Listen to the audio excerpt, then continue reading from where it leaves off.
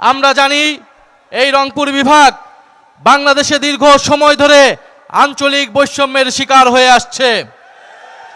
আমরা আশা করেছিলাম গণ অভ্যুত্থান পরবর্তী এবারের নির্বাচনের পরে যে সরকার গঠিত হয়েছে তাদের প্রথম বাজেটে রংপুর বিভাগের প্রতি সুদৃষ্টি সুনজর দেওয়া হবে, কিন্তু আমরা দেখলাম এবারের বাজেটেও বাজেট বৈষম্য করা হয়েছে রংপুর বিভাগের সাথে।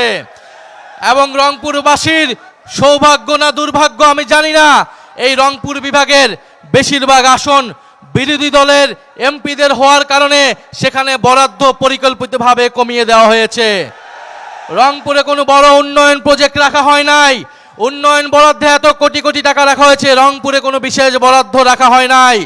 বরাদ্দ সব যাচ্ছে বগুড়ার শিবগঞ্জে।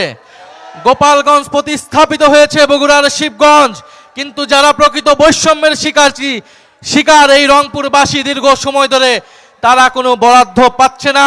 সরকারি দলের এমপিরা যেই বরাদ্দ পায় বিরোধী দলের এমপিরা তার 3 ভাগের 1 ভাগও পাচ্ছে না।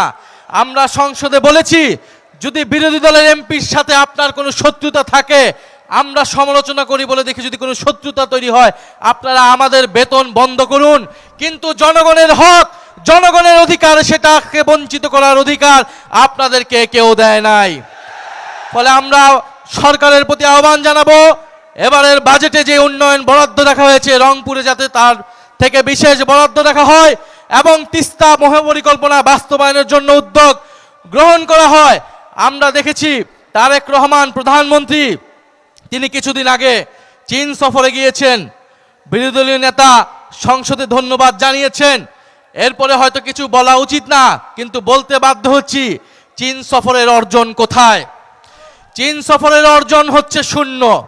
চীন সফরে আমরা এই তিস্তা মহাপরিকল্পনা নিয়ে কোনো কমিটমেন্ট পাই নাই, আমরা রোহিঙ্গা প্রত্যাবর্ষণ নিয়ে কোনো কমিটমেন্ট পাই নাই। ফলে দেশে যদি জাতীয় ঐক্য না থাকে তারেক রহমান পৃথিবীর কোনো দেশ থেকেই কোনো ধরনের সাহায্য পাবে না।